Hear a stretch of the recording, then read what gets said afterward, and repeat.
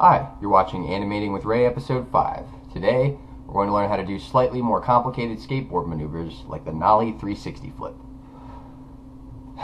I've got my character Ben, he's a roommate of mine, and I'm going to speed up 3 times a 30-minute sequence of me animating him and kind of talk about what I do.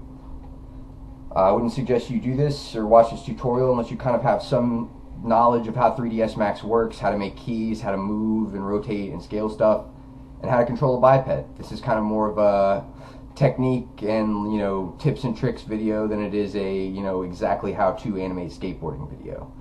Maybe you can just kind of see what I'm doing and understand how it could be made easier to animate skateboarding, because I was able to completely kick out a nollie 360 flip animation here that actually I think looks pretty nice in about 30 minutes if you look at the clock in the bottom. So first things first, you just drag your character along the line and then set out frames where he's going to jump. Make sure you have double frames on, frames where his motion will change drastically, a frame right before and a frame right when it changes, just so he'll stop and you don't have to look at any easing curves or anything. And then you go in and you're going to want to click on his character and just create, I'd say, about 5 or 6 key poses. You want the stand pose before and after he jumps and lands on his skateboard. You want the crouch pose before he jumps. You want the highest, like right when he taps his nose or tail on the ground for the ollie or nollie. You want the landing pose right when he puts his feet on the board on the ground.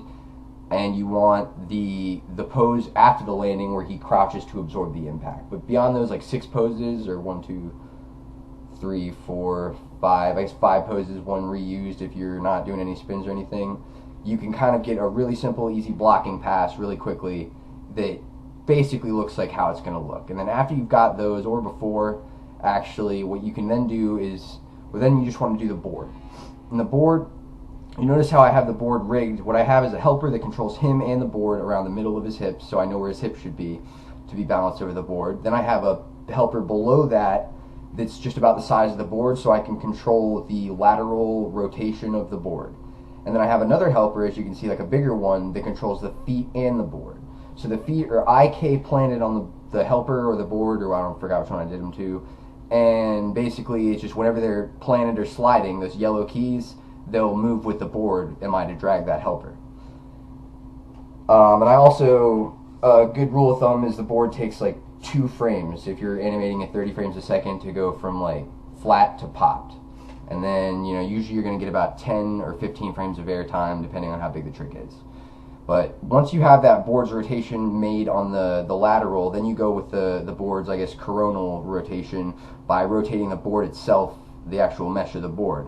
And with the 3 different controls to the rotation of the board, including the big helper, the small helper, and the board, you can really create some of the more complicated flip tricks that skateboarding, I guess, has to offer, and not, the board won't rotate all fucked up or anything. That was one of the biggest issues with me when I first started animating skateboarding, is it was very hard to get the board to do what I wanted it to, but now it comes pretty easily, because it's all just having the right controls and not confusing 3ds Max too much.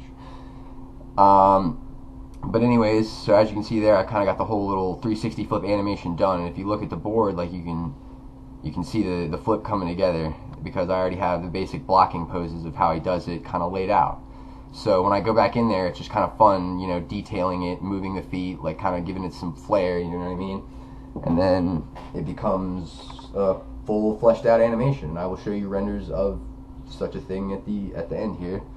But as you can see, all I really have here is the lower half of his body. I kind of start on the lower half of a character's body just because, for certain characters I do that, and other ones I don't. It really just depends on where the character's weight is. If the character's got a really heavy chest, maybe you want to start animating the chest and then go and do the feet and the board after. But I've seen my friend Ben skate, and I noticed he kind of skates, with his center of gravity very well balanced in his hip area. He's pretty classically good at skateboarding, and I just kind of feel like that's what he'd look like, you know what I mean? But you just, I really animate by eye and by just good frame timings that I know work.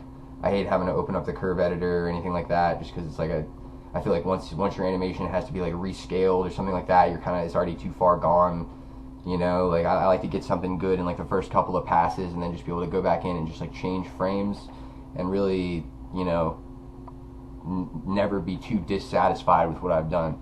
But here I'm adding an important frame. Is once you've added all the blocking frames, the original 5 poses, you want to add a frame midway between the jump and the land frame, where his hips come back and up a little bit, his head comes to, and that's very important. You want to move the hips up and you want to bend the chest over, but keep the head around where it is. So look at the ghosting for the head and just see where that head is and make sure that that head stays about right and doesn't like mess up too much. As you can see, I'm not really looking at the ghosting here, but if you don't have the greatest of computer and you turn ghosting on and you have a bunch of shit selected, you're gonna regret that by a lot. So yeah, I learned that the hard way, and now I have a good computer, but I'm kind of scared to turn ghosting on. But I typically will go in and just do like, you know, thing by thing ghosting just to make sure there's no like really odd curves or like weird flicks. But skateboarding is a sport made of flicks. So now as you can see, what I'm doing here is I'm moving the feet to their nollie position, and the cool thing about that is that it's really easy if you have the original frame and the nollie frame, because you let them slide, and then wherever you want them to stop, you just take that frame and copy it a couple times where you're going to keep it, and then you give it another couple frames, and then you let it slide more, and you take that frame and you copy it a couple times. So the feet kind of animate themselves when you don't just like animate like you were animating in Pivot or like animating frame by frame. You kind of go in there and just do all your keyframes first, and then go back in and like get some of the wobble and the balance.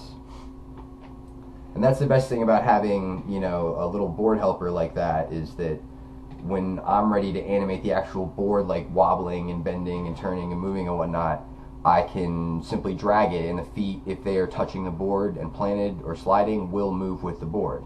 So as you can see, that's what I'm about to do here. I'm going to take the ghosting on, and I'm going to see where the guy turns kinda, and I'm going to just sort of orient the board to work with that. I don't actually have the trucks rigged on this board because just I don't really care. But you know, another good thing to remember is usually when you land, if you're doing a trick not that fast, you'll keep the board a little bit still for a second before you use your weight to roll out on it. And at least I don't know, that's what I notice I tend to do. And it tends to look good in animation. It gives the landing some power, I think. It also helps if you can like do like a two pretty similar frames on the ollie, because it makes the ollie, just like that little drag frame, makes the ollie look more powerful. Sometimes it gets a little harder to make the board move look right when he starts to slow down, so you got to make sure you look at it from lots of angles. And what you'll notice I have about 5 or 6 cameras that are like already attached to my skateboarder, ready to go, so that when, you know, however I need to like look at him or see what's going on, I already have a camera angle for it, and I'm not just looking at it from the orthographic angles. Even though those totally do help, it's not, you know, it's just better to have cameras that'll roll with him, so you can see a static, you know, viewpoint of just how the character moves, and you can see, you know, from the side or from the front, you know, the whole picture. But it's also good to have like a perspective camera on the side or the front too. I just have not as many as I should here. Another thing that you'll notice is that, just a good reminder, always do the shoulders. You might not like notice them that much or like think that you use them that much in skating, but they really control the chest, and that's like one of the most important things. Finally, I always do the fingers last, and what I do is I have selection sets for like different groups of fingers and stuff, so it's very easy and quick, and I can just go in on the arm frames and customize the fingers a little bit. And really, I just kind of wing it, really, you know what I mean? Like, one thing that I always kind of do is that when on the jump frame, his hands expand a lot and his fingers separate, so he's kind of balancing, but he's also, you can see the power coming through, the power coming through in his fingers.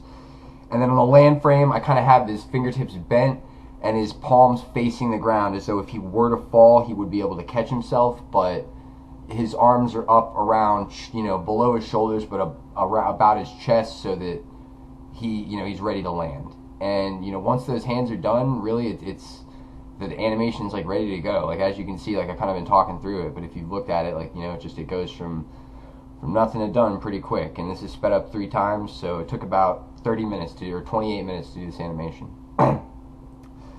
And I'm rolling through it kind of fast there, but after this video is over, I'll show you some renders of the animation, and you can see it yourself. Thank you for watching, and this was Animation with Wray.